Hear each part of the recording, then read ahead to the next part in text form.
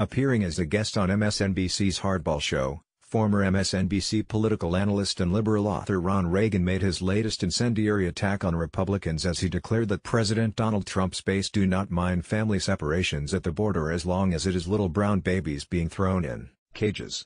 In addition to Reagan's obnoxious commentary, the segment also depicted a classic example of the liberal media not bothering to make a distinction between legal asylum seekers who follow the law in contrast with those who illegally cross the border first and then declare asylum when they get caught.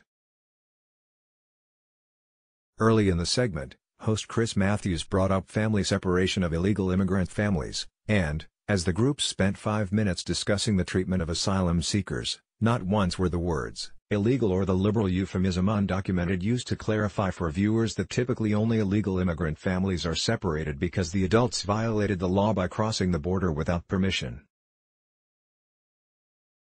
In fact, in a segment that spent a total of 7 minutes, 40 seconds on the subject of illegal immigration, it took 6.5 minutes for Matthews to finally use the term illegal immigration as he called Senator Mitt Romney a reasonable Republican for wanting to use E-Verified to combat illegal immigration.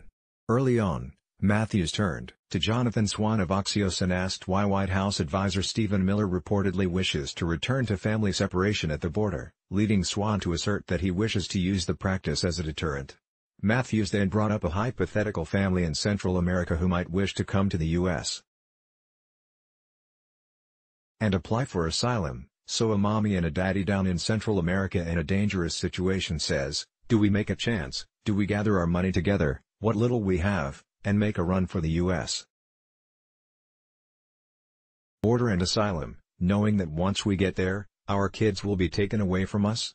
Is that the choice? As if going to a port of entry and avoiding prosecution for crossing the border illegally were not even an option, Swan misleadingly responded, yes, that is the deterrent effect. When Reagan got his turn to speak, he suggested that people who do not agree with liberals on the issue are not decent as he began, it's hard for people like us.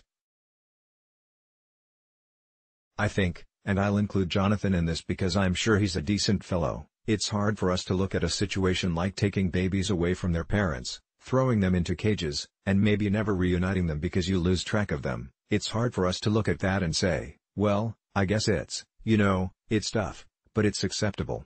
The liberal commentator then added, we find this appalling, absolutely appalling. And it's a little confusing to see a president apparently maybe again embracing this policy. Why would they do that? The optics are awful. Politically, it has to be a disaster, but I think Trump sees it differently, and I think his base sees it differently. I think he knows that, as far as they're concerned, as long as it's little brown babies that are being thrown in cages, they don't really care, it's fine with them. Matthews followed up, you think it's that bad with him? Really that bad? Reagan responded, yeah. No, I think so. I think he's entirely cynical about this.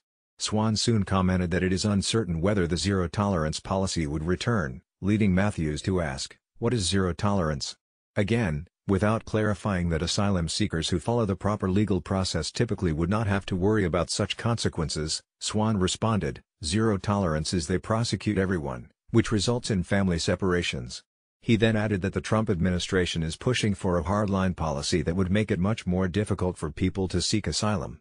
As usual, no consideration was given to the argument that taking children across the desert or across a river is dangerous and should be deterred. Additionally, although there may be some legitimate asylum seekers who are being misinformed by smugglers about how to best enter the U.S., there are also no doubt some who cross illegally for nefarious reasons, and only apply for asylum as a backup plan after they are caught, thus making it mandatory that Border Patrol closely scrutinize whether they are criminals or are victimizing the children in their company. And seeking asylum after crossing illegally does not negate the fact that crossing without permission was illegal to begin with. It is also of note that, even during the Obama administration, the overwhelming majority of asylum applications from Central American immigrants have been rejected.